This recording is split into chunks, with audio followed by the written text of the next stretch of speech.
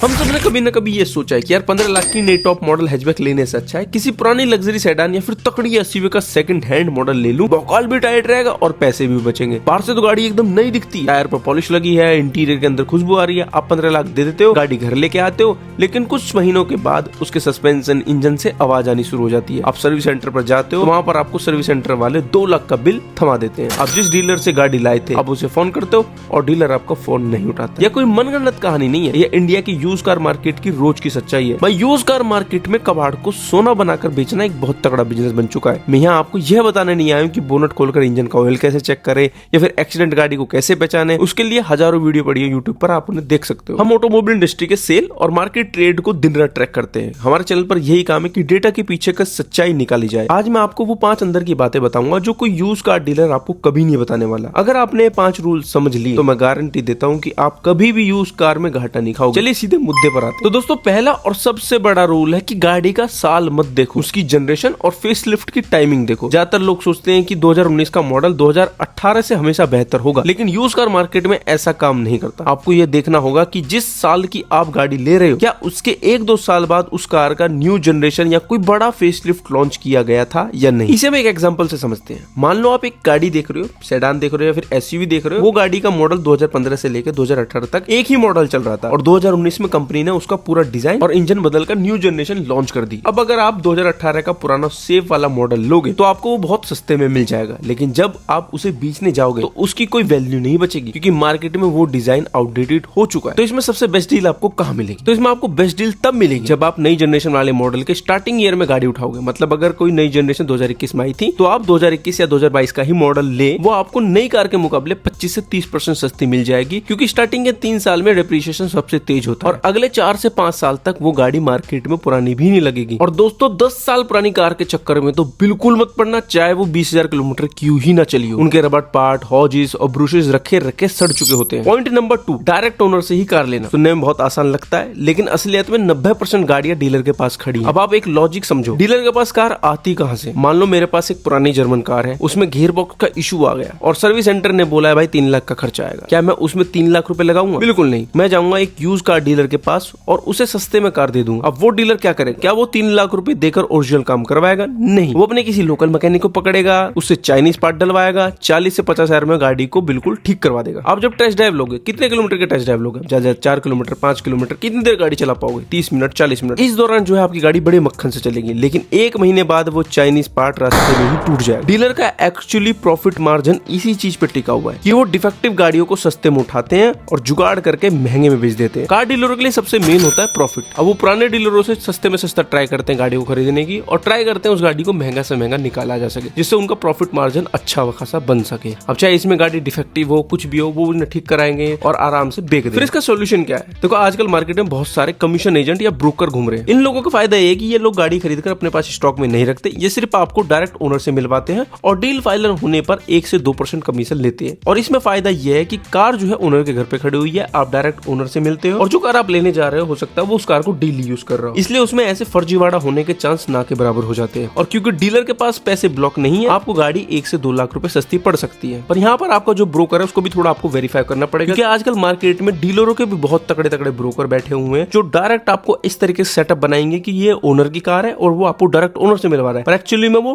Car dealer की car होती है जो वो बेच रहा होता है, जिसके अंदर ये फर्जीवाड़ा बहुत तगड़ा होता है। तीसरा रूल, और आज के टाइम 2026 में सबसे ज्यादा जरूरी है ये पॉइंट, E20 फ्यूल का चक्कर। अगर आप पुरानी पेट्रोल कार लेने जा रहे हो तो जरा रुक कर सोचना, सरकार अब पेट्रोल में 20% इथेनॉल मिक्स कर रही है। अब प्रॉब्लम यह है कि 2022 और 2023 से पहले की जितनी भी गाड़ियां हैं उनके इंजन E20 फ्यूल के हिसाब से डिजाइन नहीं हुए थे। अगर आप कोई 6 से 7 साल पुरानी पेट्रोल कार ले लेते हो और उसमें लगातार E20 पेट्रोल डलवाते हो तो उसका इथेनॉल आपकी गाड़ी के फ्यूल पाइप, रबड़ सील और यहाँ तक की फ्यूल पंप को गलाना शुरू कर देगा। आपको इंजन में नॉकिंग फील होगी और माइलेज एकदम ड्रॉप हो जाएगी। इसलिए कार फाइनल करने से पहले इंटरनेट पर थोड़ी डीप रिसर्च कर लेना कि उस पर्टिकुलर ईयर के मॉडल में E20 को लेकर क्या इश्यूज आ रहे हैं। अगर ये कार लेनी ही है आपको तो आपको प्रीमियम पेट्रोल डलवाने का एक्स्ट्रा बजट दिमाग में लेकर चलना पड़ेगा। यह एक ऐसी चीज है जो डीलर आपको सपनों में भी नहीं बताएगा। चौथा पॉइंट है ओनरशिप और ओडोमीटर की साइकोलॉजी। रूल बना लो, चाहे कुछ भी हो जाए हमेशा फर्स्ट ओनर कार ही लेनी है। सेकंड ओनर कार आपको बहुत अट्रैक्ट करेगी क्योंकि वो सस्ती होगी, लेकिन इसके पीछे का सच समझो, जो बंदा फर्स्ट ओनर होता है वो शोरूम को 15 लाख 20 लाख रुपए देकर गाड़ी निकलवाता है, उसे गाड़ी से प्यार होता है, वो ऑफिशियली सर्विस सेंटर पे अपनी गाड़ी की सर्विस कराता है, अच्छी तरीके से मेंटेन करता है, एकदम ब्रांड न्यू रखने की ट्राई करता है। लेकिन जिसने वह गाड़ी 3 साल बाद सेकंड हैंड 12 लाख में खरीदी है, उसकी मेंटेलिटी अलग होती है। जैसे उस गाड़ी में 1 लाख रुपए खर्च आता है, वो बंदा ऑफिशियली सर्विस सेंटर पर नहीं जाता, वो लोकल गैराज ढूंढता है और सस्ते में सस्ता काम निपटवाने की ट्राई करता है। और जब आप थर्ड ओनर बनते हो तो वो सारी बीमारियां आपके सिर फूटती है और साथ में थर्ड ओनर कार को आगे बेचना नामुमकिन हो जाता है। और दूसरी बात किलोमीटर की, गाड़ी हमेशा ऐसी ढूंढो जो 30 से 40,000 किलोमीटर के बीच ही चली हो। मान लो 40,000 किलोमीटर चली हुई कार ली, आप उसे 3 साल चलाओगे, 70,000 किलोमीटर तक पहुंच जाएगी। 70 से 75,000 किलोमीटर चली हुई कार मार्केट में आराम से बिक जाती है। लेकिन अगर आप लालच में आकर 70,000 किलोमीटर चली हुई कार ले लेते हो तो आपके यूज करने के बाद वो 1 लाख आंकड़ा पार कर लेगी। और इंडिया में 1 लाख किलोमीटर के बाद गाड़ी की रीसेल वैल्यू कौड़ियों के भाव हो जाती है। बायर ढूंढते ढूंढते चप्पलें घिस जाएगी। फिर आप क्या करोगे? फिर आप एक ऐसे डीलर को ढूंढोगे जिसको आप ये गाड़ी चिपका सको। डीलर क्या करेगा? डीलर उसके ओडोमीटर को रीसेट करेगा और कम से कम उसे 70,000 किलोमीटर पे सेट कर देगा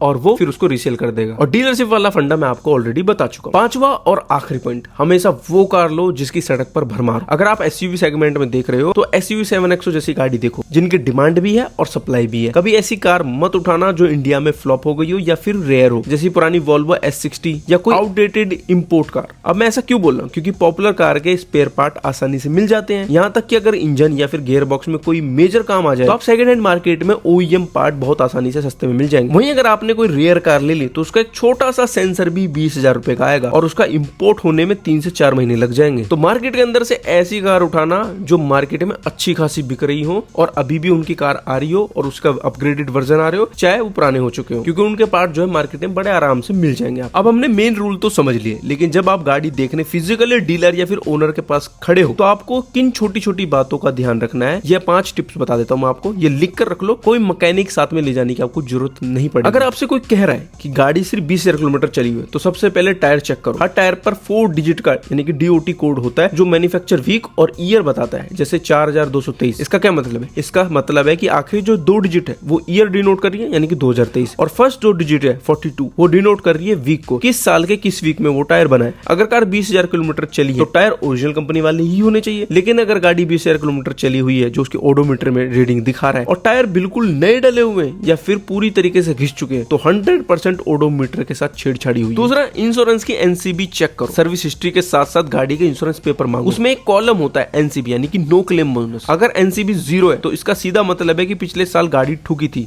और इंश्योरेंस क्लेम लिया गया था। अगर उन्होंने कह रहा है कि गाड़ी एकदम बम्पर टू बम्पर ओरिजिनल है तो यह 0 NCB उसकी पोल खोल देगी। तीसरा, हमेशा कोल्ड स्टार्ट मांगो। जब भी गाड़ी देखने जाओ डीलर को पहले से मत बताना कि मैं आ रहा हूँ गाड़ी देखने, या उसे साफ बोल दो गाड़ी स्टार्ट करके मत रखना। क्यों? क्योंकि जब इंजन पूरी तरीके से ठंडा होता है तब पहला सेल्फ मारो। अगर इंजन में कोई मेजर फॉल्ट है, टाइमिंग चेन ढीली है या फिर इंजन ऑयल खा रहा है तो कोल्ड इंजन में स्टार्ट करते ही अजीब सी खड़खड़ाहट यानी कि नॉकिंग की साउंड आएगी या फिर साइलेंसर से ब्लू व्हाइट धुआं निकलेगा। अगर गर्म इंजन को स्टार्ट करोगे तो उसमें ये सब छुप जाता है। चौथा है, मीटर बैक को आप कैसे पकड़ोगे? देखो, उसे पकड़ने के लिए एक देसी जुगाड़ बताता हूँ। एक्सीलेटर, ब्रेक और क्लच पैड की रबड़ को ध्यान से देखो। 30,000 से लेकर 40,000 किलोमीटर तक ये रबड़ घिसती नहीं है। अगर गाड़ी का ओडोमीटर 30,000 किलोमीटर दिखा रहा है लेकिन ब्रेक पैड की रबड़ एक साइड से घिस चुकी है पूरी तरीके से, स्टीयरिंग व्हील की लेदर उतर रहा है, किस आप पता लग जाएगा कि किस साइड से स्टीयरिंग व्हील का जो रैप है जो रेगुलर यूज होता है उस साइड से काफी ज्यादा घिस चुका है। तो समझ जाओ गाड़ी कम से कम 70 से 80,000 किलोमीटर चल चुकी है। 5वां पॉइंट है कि आप पैनल गैप को कैसे पकड़ सकते हो या फिर रीपेंट जो हुआ पड़ा है उसको आप कैसे पकड़ सकते हो। तो उसको पकड़ने के लिए आपको सबसे पहले गाड़ी को धूप में खड़ा करना है और सारे दरवाजे, बोनट और डिग्गी के बीच के गैप्स देखो। कंपनी फिटेड में गैप हर जगह बराबर होते हैं। अगर बोनट के एक तरफ से उंगली जा रही है और दूसरी तरफ गैप बिल्कुल नहीं है तो गाड़ी का एक्सीडेंट हुआ है और बाहर से काम कराया गया है। साथ ही धूप में देखने से ओरिजिनल पेंट और बाद में हुआ पेंट की शेड अलग अलग चमक जाती है। तो वहां से आप पता लगा सकते हो कि पैनल गैप में कहां प्रॉब्लम है और पेंट कहां पर हुआ है। तो दोस्तों, यूज कार खरीदना कोई जुआ नहीं है। अगर आप सही पत्ते खोलना जानते हो, डीलर के मीठे शब्दों में मत फंसो, ऑथराइज सर्विस सेंटर पर